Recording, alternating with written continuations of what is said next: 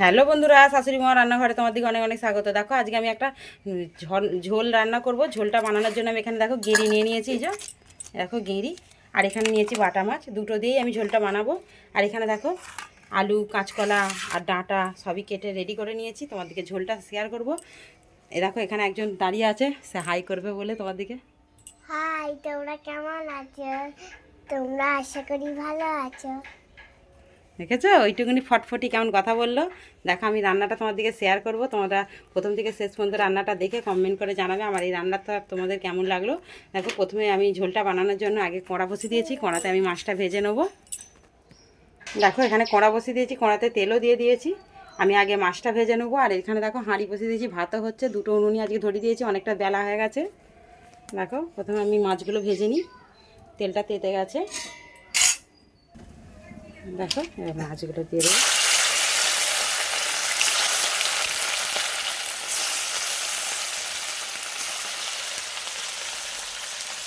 দেখো মাছটা মশায় লাল লাল করে ভেজে নিয়ে দেখো ওই তেলেতে এবার আমি দিয়ে দেবো একটা শুকনো লঙ্কা, আর দেবো তেজপাতা,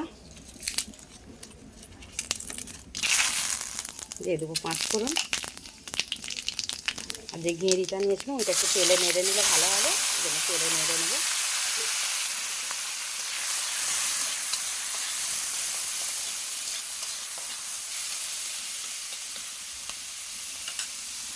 দেখো একটু সাইড করে নিয়েছি, দিয়ে দেবো একটু আদা বাটা,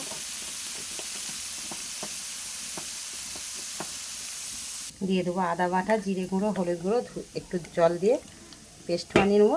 নিয়ে ওইটা আমি দিয়ে দেবো।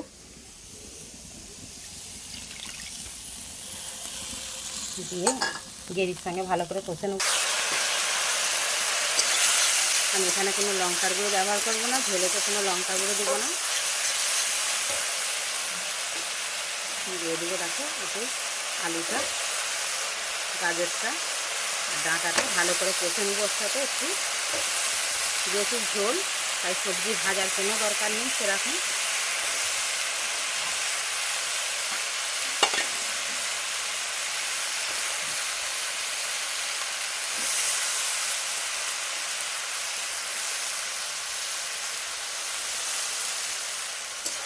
দিয়ে আমি ভালো করে নেড়ে নেবো। আর দিয়ে দেবো নুন। নুনটা আমার এখনো দেওয়া হয়নি। সবজিতে নুনটা দিয়ে দিলে ভালো করে নাড়া হয়ে যাবে।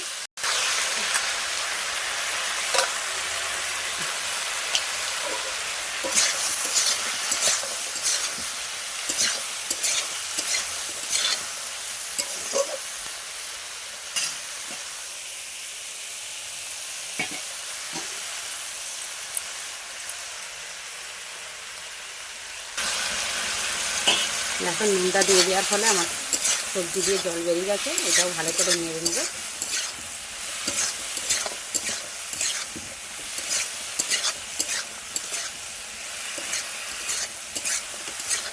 আর বেশ কিছুক্ষণ নেড়ে আমি জল ঢেলে দেবো।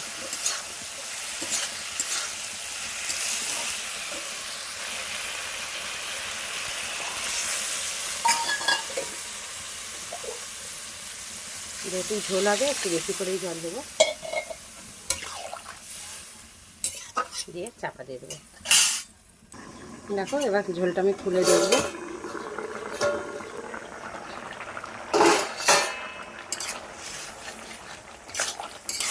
দেখো ঝোলটা আমার প্রায় হয়েই এসেছে। এবার আমি এই বাটা মাছগুলো ঝোলে দিয়ে দেবো। দিয়ে কিছুক্ষণ ফুটিয়ে নিয়ে নামিয়ে নিয়ে তোমাদেরকে শেয়ার করবো, তোমরা দেখতে থাকো।